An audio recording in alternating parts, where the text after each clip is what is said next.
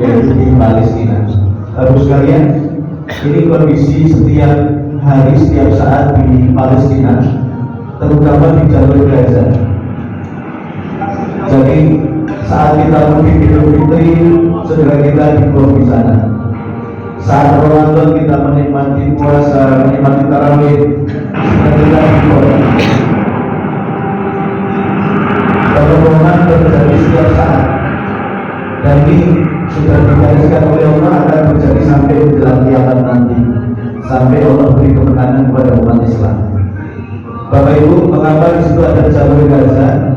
Karena Palestina itu 12 provinsi, yang 11 provinsi sudah dijajah Israel. Yang merdeka tinggal satu provinsi namanya Gaza. Gaza ini nama lengkapnya Ghazzatul Hashim. Hashim itu kakek beliaunya Nabi Muhammad. Kakek beliaunya Nabi Muhammad yang bernama Hashim pernah hijrah ke Palestina, kemudian dia tinggal di jalur Gaza, dan sampai sekarang ini berada di sana. Maka ini ada kaitannya dengan Nabi Muhammad SAW. Jalur Gaza satu-satunya yang masih merdeka dari semua provinsi yang ada di Palestina, karena isinya adalah para pejuang yang ingin mempertahankan Masjidil Aqsa, yang ingin mempertahankan kemerdekaan Palestina.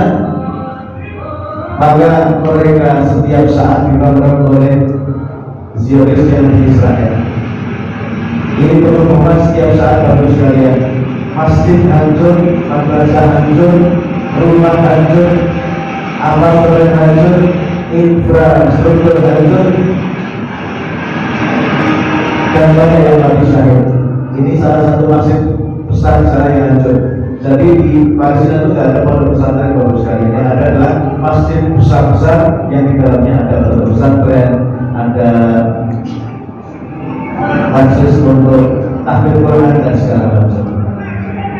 Korban terbesar di sana adalah anak-anak Bapak sekalian, karena anak-anak sedang bermain, bom turun, mereka tidak bisa berlari kencang. Begitupun saat mereka tidur, saat ada bom datang, mereka belum langsung berbangun seperti orang yang dewasa. Maka korban-korbannya di sana adalah anak-anak.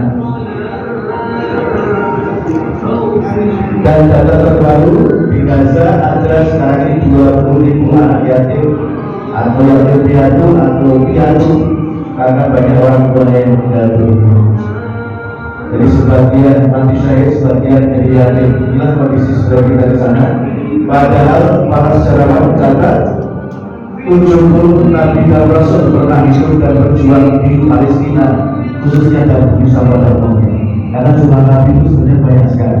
Tetapi yang sangat terkenal yang tinggal di Palestina atau di pada umumnya adalah Nabi Ibrahim alaihissalam, Nabi Ismail, Nabi Ishak, Nabi Zakaria, Nabi Yahya, Nabi Musa, Nabi Isa, dan masih banyak lagi. Jadi Bapak sekalian, Ramadan 2023 tahun ini ya, Ramadan kemarin yang sedang sholat diusir, dibubarkan sholatnya.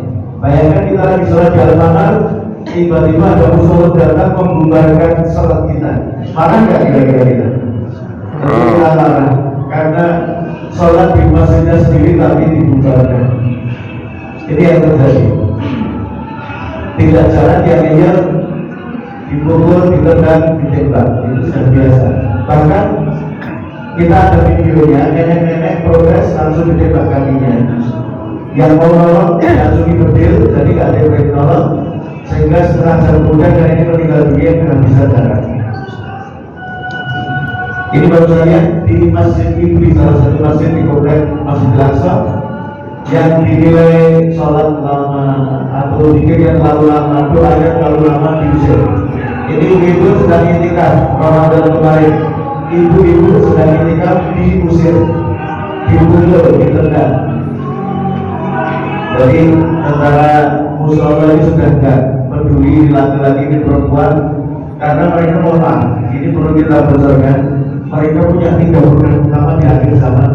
Yang pertama walaupun Masjid Al-Aqsa mutlak dirubuhkan, tidak gedung namanya Kuil Sulaiman, mau dibangun baru namanya gedung Kuil Sulaiman, akan dipersiapkan untuk singgah sana raja dirajanya orang Yahudi. Siapakah dia? Al-Masih bin Daud. Kalau Al-Islam menyebutnya adalah Al-Masih Ad-Dajjal. Jadi Dajjal juga akan dipersiapkan untuk berkantor di Masjidil Aqsa. Maka sampai akhir zaman umat Islam mempertahankan Masjidil Aqsa, orang Yahudi merebut Masjidil Aqsa. Kira-kira kalau satu pengen merebut, satu pengen mempertahankan, perang tidak harus sekali? Pasti perang. Maka Nabi bersabda nanti ada perang besar namanya Al-Malkamah Al-Kubro, perang bertemu antara Islam dan Yahudi. Saya mau tanya yang menang siapa? Islam atau Yahudi?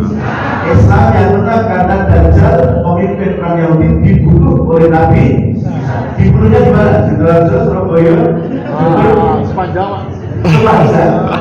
Dibunuh dan di Palestina, tepatnya di Babulus yang sekarang jadi bandar udara Israel. Jadi semua peristiwa besar di akhir zaman terjadi di Palestina. Maka kalau sampai ada umat Islam yang agak berbeda dengan Palestina, imannya perlu dipertanyakan. Al-iman, kata Nabi, idza waqa'atil fitnah bisa. Keimanan kalau sudah terjadi fitnah dan keadaan di akhir zaman, iman yang diakui adalah iman penduduk Syam yang jatuhnya dalam Palestina. Yang jatuhnya lagi adalah Masjidil Aqsa. Maka agenda besar mereka tiga: satu, merebut Masjidil Aqsa; yang kedua, merebut seluruh tanah milik rakyat Palestina mau dijadikan negara baru namanya Israel Raya; yang ketiga, mengusir dan membunuh seluruh rakyat Palestina agar mereka tidak ganggu. Maka jangan kaget pengeboman tiap hari terjadi. Terus sekalian, sekarang apa yang sangat dibutuhkan di sana? Karena masjid hancur, madrasah hancur, rumah hancur, apartemen hancur. Banyak yang dibutuhkan sebetulnya, tetapi yang paling mendesak sehingga saya dan anak sampai ke sini atas izin Allah lewat Yayasan Al-Masih Al-Aqsa, ini ada dua hal yang paling mendesak saat ini bagus sekali. Maka kita bisa merindahkan ini. Yang pertama adalah di sana mulailah air bersih. 97% air bersih di sana mulai terkontaminasi, mulai beracun. Setelah diteliti di laboratorium, itu kalau diminumkan hewan bisa mati, diserapkan bunga bisa layu. Itu terpaksa diminum saudara kita yang sedang susah air di sana. Maka Yayasan Al-Masih Al-Aqsa merasa perlu untuk mengadakan air bersih di sana dengan cara apa? Memberikan tandon air. Di bawah sekalian tandon air kita belikan dan kita pasangkan di setiap rumah-rumah. Ini tim kita di Gaza, karena kantor kita pusatnya Jalur Gaza Palestina, kantor di Indonesia di Solo, Jawa Tengah. Jadi Al-Masih Al-Aqsa satu memberikan tandon air, yang kedua memberikan pompa air, kemudian yang ketiga menyewa truk untuk distribusi tandon air. Tapi insya Allah kita sedang mengumpulkan dana untuk membeli truk, karena kalau nyewa terus mahal.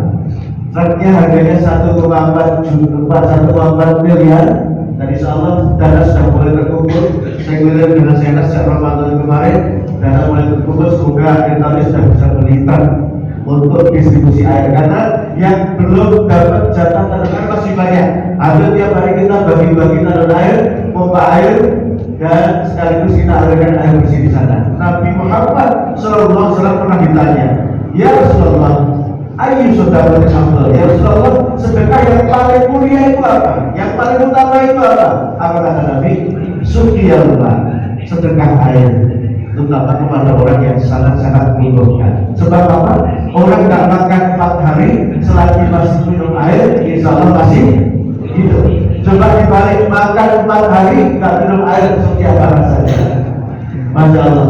Maka yang pertama yang kita ingin ajak Bapak Ibu sekalian peduli dengan saudara kita di Palestina, yaitu terutama untuk pengadaan air. Yang luar biasa Bapak sekalian, semua dana yang kita manfaatkan untuk memberikan tandon air, pompa air, dan water, semua murni dari hasil sedekah umat Islam Indonesia. Takbir! Allah.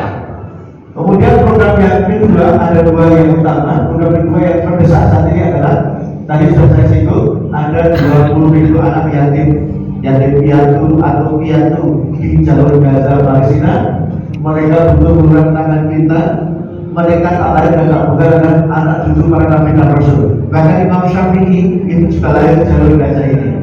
Imam Ibnu Hajar Al-Asqalani juga lahir di jalur Gaza ini. Maka mereka sebagai cucu, anak cucu orang-orang yang luar biasa istimewa di depan Allah Subhanahu wa Ta'ala.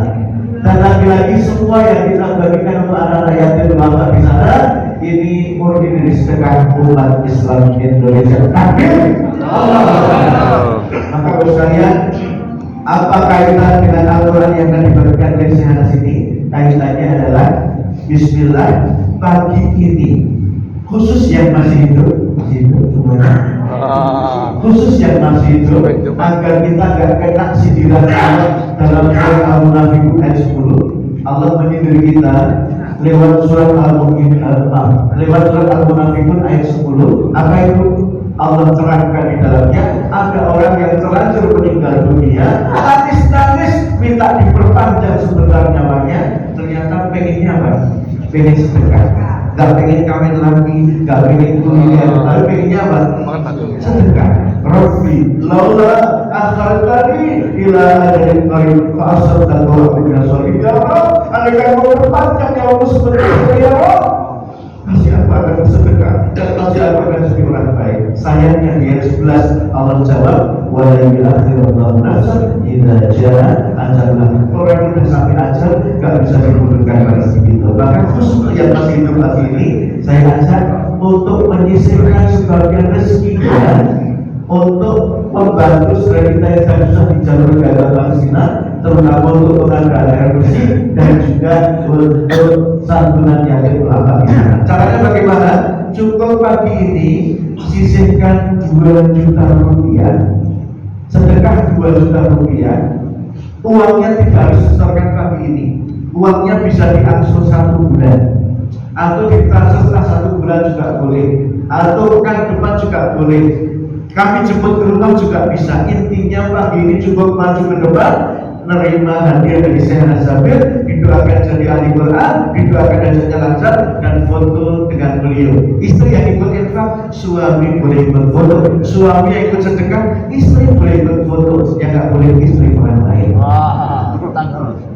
Cukup berapa tadi? 2 juta rupiah. Uangnya tidak harus diserahkan pagi ini, tapi ada waktu 1 bulan bagi bapak ibu yang ikut sedekah untuk menyetorkannya. Waktunya 1 bulan, ya. Nah, Bismillah, karena ini saya tadi dikabari ada sesuatu yang istimewa. Mana pikirannya Mas Rezi? Ya. Bisa 5 juta, bisa 2 juta. Iya, berarti gini, kita ringkas 5 juta dapat Quran dan figuran, kalau 2 juta rupiah dapat Al-Quran saja. Dan soal ini juga istimewa karena langsung diberikan oleh Syekh Anas Jamil, didoakan jadi ahli Quran, didoakan jadi lancar dan foto keluarga dengan begitu. Silakan, kita punya